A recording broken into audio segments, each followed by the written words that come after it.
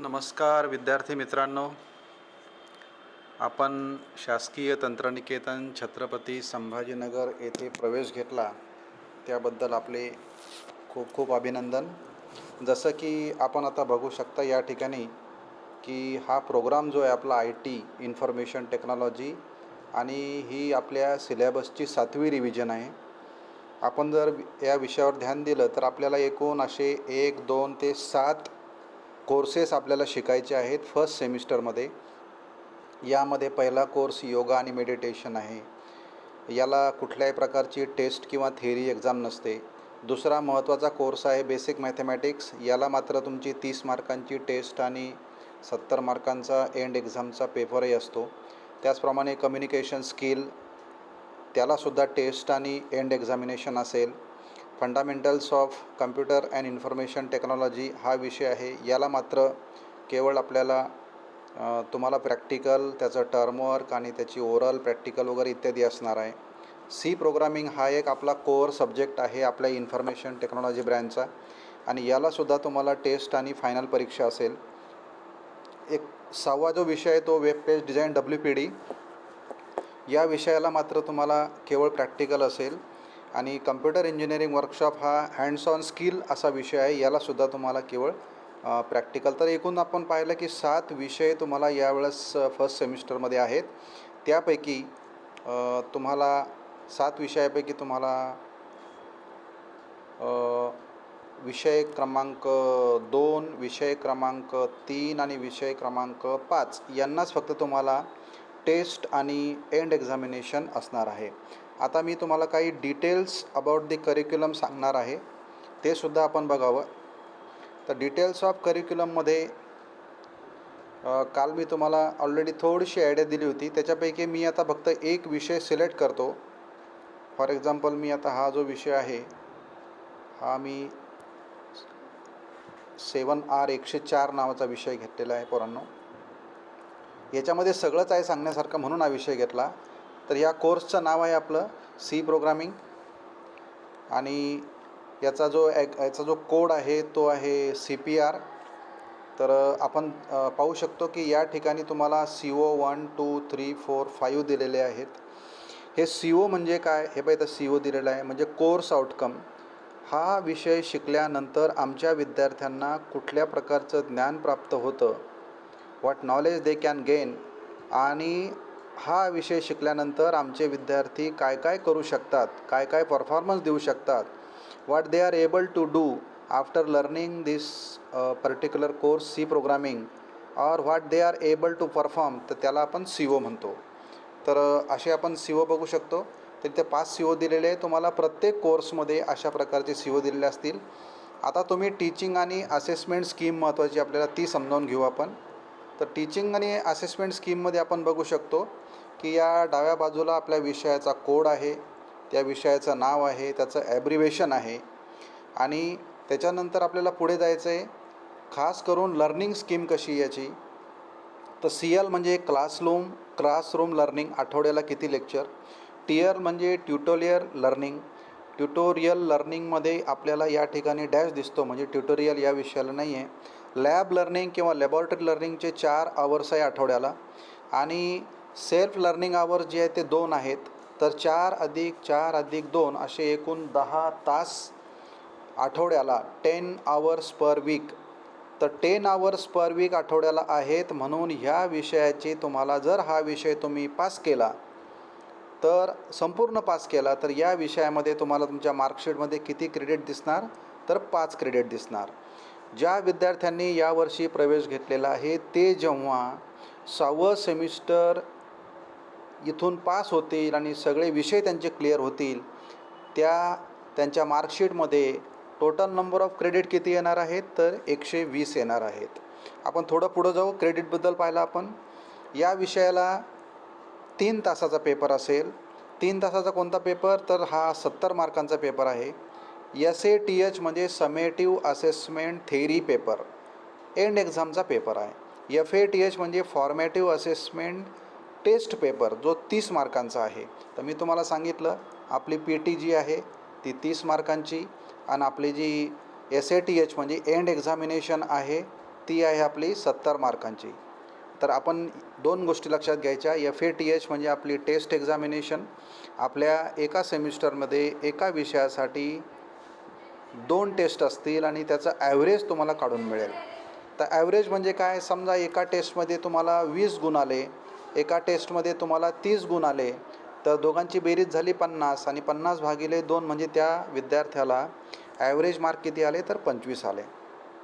थोडं पुढं जाऊ आपण बघू शकतो की टोटल किती मार्क्स आहे त्याला, या विषयाला 100 आहे. टेस्टचं महत्त्व मी तुम्हाला या ठिकाणी मुद्दाम सांगत आहे की एखाद्या विद्यार्थ्याला जर हे पासिंग बघा, मिनिमम मार्क किती आहे, 40 आहे. एखाद्या विद्यार्थ्याला FATH म्हणजे टेस्टमध्ये 30पैकी 30 आले, तर त्याला एंड एक्झाममध्ये पास होण्यासाठी फक्त किती मार्कांची गरज आहे, 10 मार्कांची, म्हणजे 40 टोटल होते.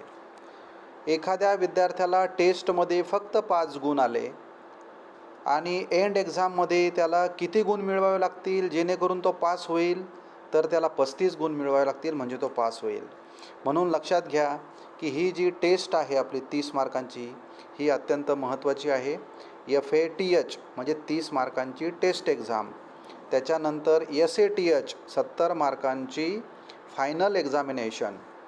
FATH जे आहे आपलं, FATH हे 2 असणार आहे, there will be 2 test. SATH मात्र एकच असेल फायनली, समेटिव्ह म्हणतो आपण त्याला. टोटल मार्क किती आहे आपले ते पण बघून घ्या तुम्ही. टोटल मार्क 100 आहे. मिनिमम मार्क किती मिळवायचे तुम्हाला, दोन्ही मिळून, म्हणजे दोन्ही म्हणजे FA आणि SA मिळून, तर तुम्हाला 40 मार्क मिळवायचे पास होण्यासाठी. थोडंसं पुढं लॅबॉरेटरीकडे जाऊ आपण. Laboratory learning.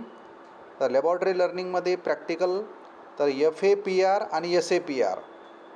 जसं आपण थेअरी पाहिलं, आता FAPR फॉर्मेटिव्ह असेसमेंट, याला आपण तुम्ही लॅबमध्ये जे काही काम केलं त्याला आपण सत्रकर्म किंवा टर्मवर्क म्हणतो, FAPR. ते FAPR किती आहे, तर 50 मार्कांचं आहे.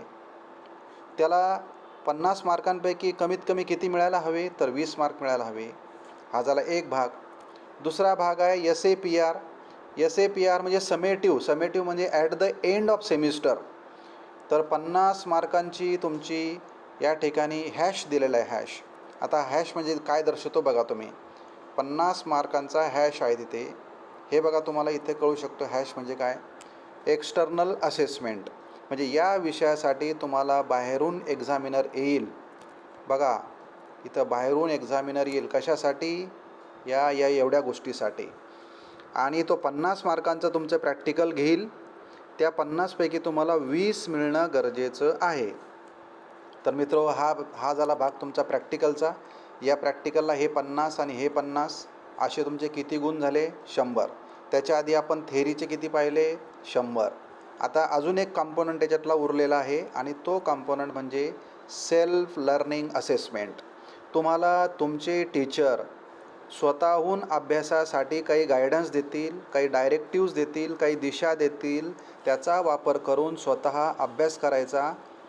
पुस्तकांमधून, नोट्समधून, इंटरनेटवरून, वेबसाईटवरून काही गोष्टींचा तुम्हाला अभ्यास करायचा आहे. काही नवीन टेक्नॉलॉजीचा अभ्यास करायचा आहे, रिलेटेड गोष्टी शिकायच्या आहेत. त्याला आपण सेल्फ लर्निंग असं म्हणतो. या सेल्फ लर्निंगसाठी आपल्याला किती मार्क दिलेले पहा तुम्ही, 25 मार्क दिलेले. आणि या 25पैकी तुम्हाला कमीत कमी किती मिळायला पाहिजे, तर 10 मिळायला पाहिजे आपल्याला. तर अशा प्रकारे मित्र हो, आपण बघू शकतो आता 30 मार्कांच्या 2 टेस्ट, त्याचा ॲव्हरेज म्हणजे 30पैकी 70पैकी तुमचं फायनल परीक्षा, त्याची टोटल झाली 100. टर्मवर्क 50 मार्कांचं, त्या टर्मवर्कवर बेस प्रॅक्टिकल असेल एंड ऑफ द सेमिस्टर 50 मार्कांचं, सेल्फ लर्निंगचे 25 मार्क. तर या सगळ्यांची टोटल आपली किती होते, तर बघून घ्या. या सगळ्यांची टोटल होते आपली 225 मार्क. तर तुम्हाला हा जो विषय आहे आपला, ज्याचं नाव आहे C प्रोग्रामिंग, बघून घ्या तुम्ही.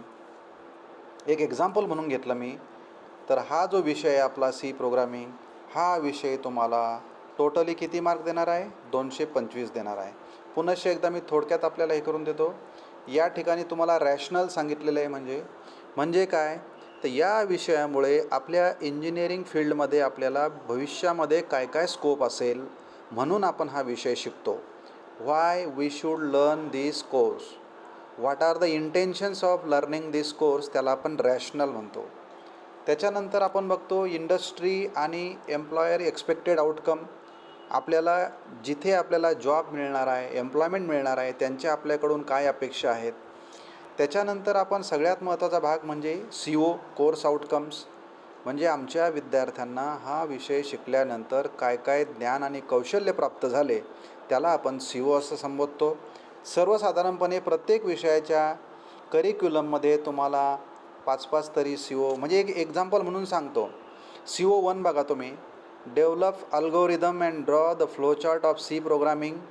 म्हणजे आमचा विद्यार्थी CO नंबर 1 काय सांगतो, आमचा प्रत्येक विद्यार्थी हा विषय शिकल्यानंतर अल्गोरिदम डेव्हलप करू शकतो आणि फ्लोचार्ट C प्रोग्रामिंगचे काढू शकतो. अशा प्रकारे खाली आपण स्कीमसुद्धा पाहिली मुलांना. या स्कीममध्ये मी तुम्हाला परत एक जस्ट हे करून देतो तुम्हाला. CL म्हणजे क्लासरूम लर्निंग, TL म्हणजे ट्युटोरियल लर्निंग, LL म्हणजे लॅबॉरेटरी लर्निंग, SLH म्हणजे सेल्फ लर्निंग आणि नोशनल लर्निंग म्हणजे टोटल लर्निंग आवर्स ते किती आहे तिथे 10. या 10च्या निम्मे म्हणजे 5 क्रेडिट तुम्हाला हा विषय शिकल्यानंतर मिळतात. तुमचा जो फायनल 70 मार्कांचा पेपर आहे हा, त्याच्यासाठी तुम्हाला 3 तासाचा अवधी असेल. जसं की मी सांगितलं FATH म्हणजे आपल्या टेस्ट असतात. टेस्ट ह्या 2 असतात 30-30 मार्कांच्या, त्याचं ॲव्हरेज काढलं जातं. त्याच्यानंतर फायनली SATH म्हणजे एंड सेमिस्टर एक्झामिनेशन, ती 70 मार्कांची असेल, 3 तास अवधी आहे, म्हणजे टोटल 100 गुण आहे. आपल्याला टेस्ट आणि फायनल पेपर मिळून 40 मार्क हवे असतात पास होण्यासाठी. त्यानंतर आपण जाऊया प्रॅक्टिकलकडे. प्रॅक्टिकल म्हणजे लॅबॉरेटरी लर्निंग. याच्यामध्ये FAPR 50 मार्कांचं आपलं टर्मवर्क असेल. आपण फाईल तयार करतो, मॅन्युअल तयार करतो. टर्मवर्क म्हणजे ते फाईलच्या स्वरूपात असेल, असाइनमेंटच्या स्वरूपात असेल किंवा मॅन्युअलच्या स्वरूपात असेल. त्याला तुम्हाला 50 गुण तुमचे सर किंवा मॅडम तुम्हाला देतील. त्याच्यापैकी 20 मिळणं गरजेचं आहे. त्यानंतर end of the semester SAPR, SA म्हणजे समेटिव्ह, एंड ऑफ द सेमिस्टरमध्ये तुम्हाला 50 मार्कांचा हॅश दाखवला आहे, म्हणजे एक्स्टर्नल प्रॅक्टिकल आहे. तुम्हाला बाहेरच्या संस्थेमधून जे परीक्षक येतील त्यांच्यासमोर प्रात्यक्षिक तुम्हाला करून दाखवायचं आहे. ते 50 गुणांचं आहे. त्याच्यापैकी तुम्हाला 20 गुण मिळणं गरजेचं आहे. सेल्फ लर्निंग असेसमेंट म्हणजे टीचर तुम्हाला काही महत्त्वाचे गायडन्स देतील, त्यानुसार तुम्ही अभ्यास करायचा. त्याच्या नोट्स, त्याच्या असाइनमेंट वगैरे मॅडमला किंवा सरांना दाखवायच्या. ते तुम्हाला 25 पैकी गुण देतील. असं एकंदरीत ह्या विषयाचं मूल्यमापन किती आहे, तर हा विषय आपल्याला एक विषय किती मार्क मिळवून देतो, तर 225 मार्क मिळवून देतो. त्यानंतर खाली पहा, थोडंसं 1 मिनटं घेतो फक्त आणखी. इकडे TLO आहेत म्हणजे थेअरी लर्निंग आउटकम्स. थोडंसं पुढं जा, इथं ॲक्च्युली आपला करिक्युलम आहे. हे युनिट 1, युनिट 2 याप्रमाणे करिक्युलम आहे. आणि इकडे एक कशा प्रकारे हा विषय तुम्हाला शिकवला जाईल त्याचं तुम्हाला इकडं काही लर्निंग पेडागॉजीज दिलेले आहेत. तर अशा प्रकारे युनिट 1, 2, 3, 4, 5 असं दिलेलं असतं. प्रत्येक विषयाचं तुम्हाला दिलेलं असेल. सगळ्यात महत्त्वाचा भाग म्हणजे तुम्हाला लॅबॉरेटरी लर्निंगमध्ये काय काय करायचं आहे. तर लॅबॉरेटरी लर्निंगमध्ये पहा पोरांनो, 1, 2, 3, 4 अशा भरपूर तुम्हाला एक्सपेरिमेंट दिलेले आहेत. तर आपण बघू शकतो किती एक्सपेरिमेंटची लिस्ट आहे, ती 28 एक्सपेरिमेंटची लिस्ट आहे. टोटल 28 एक्सपेरिमेंट आहेत. आणि या 28 एक्सपेरिमेंटपैकी एक किमान जिथे स्टार आहे ते आपल्याला घेणं आवश्यक असतात. आता काही काही ठिकाणी स्टार दिलेले आहेत, ते आपल्याला घेणं आवश्यक आहे. आणि टीचर त्याच्यामध्ये काही ॲड करू शकतात, काही डिलीट करू शकतात. तर अशा प्रकारे एक्सपेरिमेंट झाले. त्याच्यानंतर विद्यार्थ्यांना एक मायक्रो प्रोजेक्ट तयार करायचा असतो, असाइनमेंट तयार करायचे असतात. हे सेल्फ लर्निंगसाठी आहे. मी तुम्हाला आधीच बोललो की सेल्फ लर्निंगचे आपल्याला किती गुण आहेत, 25.